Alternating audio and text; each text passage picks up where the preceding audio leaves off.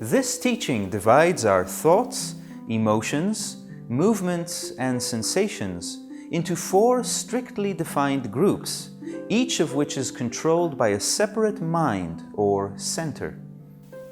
In this tutorial, we will explore these 4 centers, their location in the microcosmos, their peculiarities, and their speed of action. We will superimpose these centers onto an image of the Last Judgement as portrayed in a Russian icon, to see their relation to our aim to be, and understand how the physical body relates to the astral body. And we will use this new knowledge of our microcosmos to observe our many eyes more intelligently, separating them from real eye by assigning them to each of the 4 lower centers.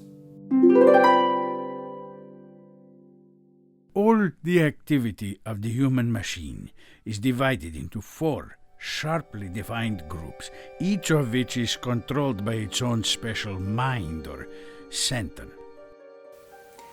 The microcosmos has 4 minds or centers that control all of its ordinary functions.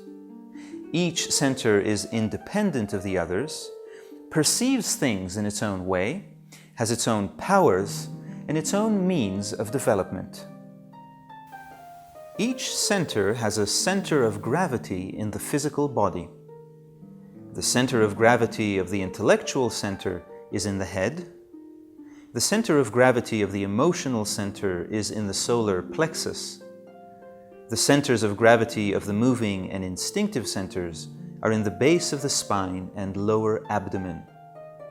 In reality, each center penetrates the whole body, but for the sake of presentation, it is useful to portray these brains according to their physical location. Each center is designed to receive its own kind of impressions and to respond to them in its own particular way. We call these responses the many eyes. In this way, knowledge of the 4 lower centers helps us study ourselves by grouping the eyes we observe based on their center of origin and their response to stimuli. In observing himself, a man must differentiate between the 4 basic functions of his machine: the thinking, the emotional, the moving, and the instinctive.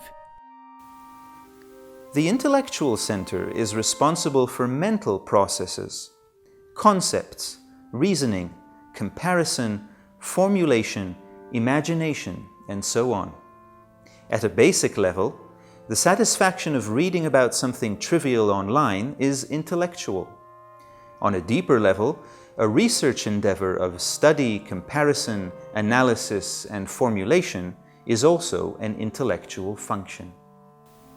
The emotional center is responsible for emotions, joy, sorrow, fear, astonishment, and so on. At a basic level, the curiosity that drives us to scroll down our social media page is emotional. On a deeper level, the ability to perceive and feel others, or the ability to learn from or create artistic expressions, is emotional.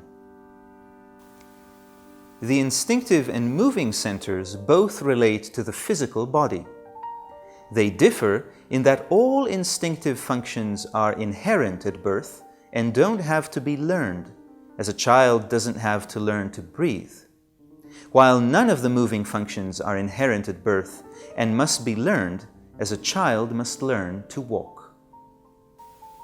The instinctive center is responsible for the body's systems and organs, digestion, breathing, circulation, the senses, and so forth. As the brain in charge of the well-being of the organism, its functioning also extends to ensuring financial security, biological continuity, and so forth. At a basic level, the pleasure of a hot shower or a good meal is instinctive. On a deeper level, innate knowledge of healing the human body, or the ability to blend flavors to create fine cuisine, is instinctive. The moving center is responsible for all functions connected to movement that are not inherent at birth: walking, writing, speaking, and so forth.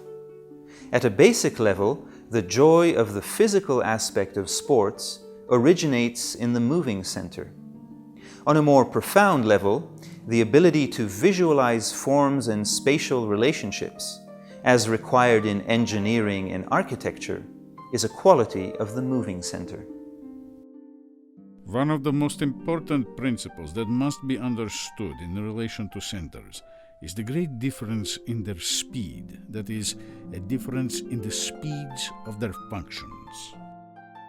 The speed of each function determines the ease or the difficulty of observing and separating from it, which, after all, is the aim of this teaching.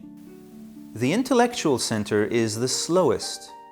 This can be observed in the speed it takes me to understand the meaning of what I read or hear, generate associations, compare ideas, and formulate my opinion.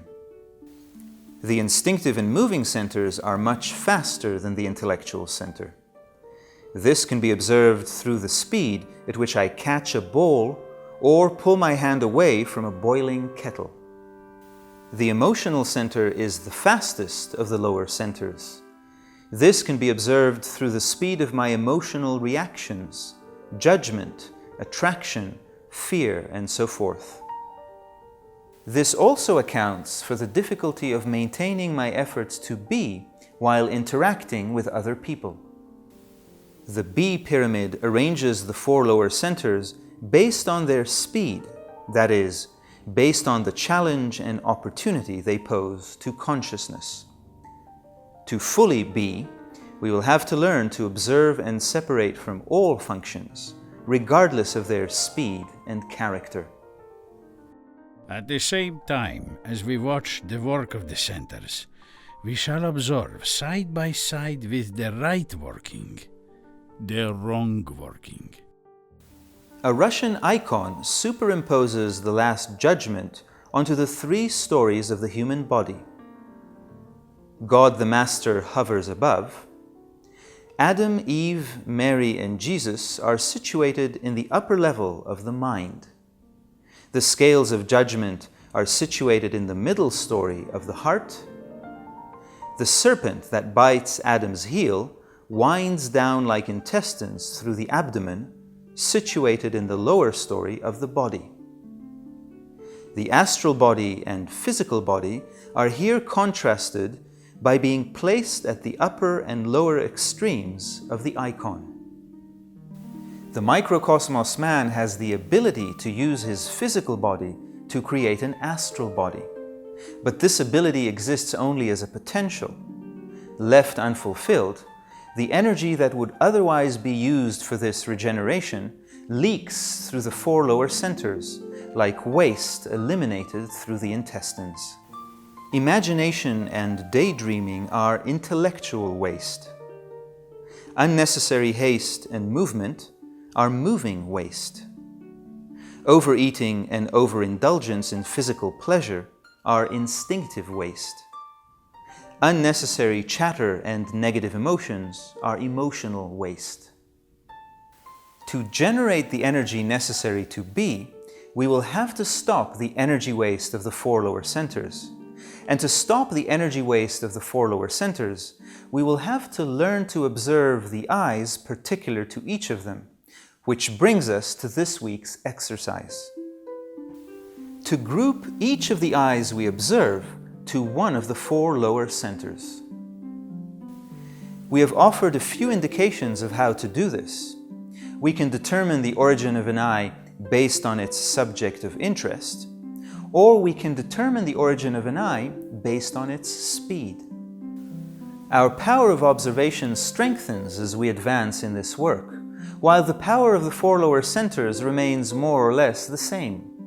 With time and effort, we gain more and more control over our microcosmos, learn to see its many eyes as separate from real eye, as mechanical responses originating from our four lower centers.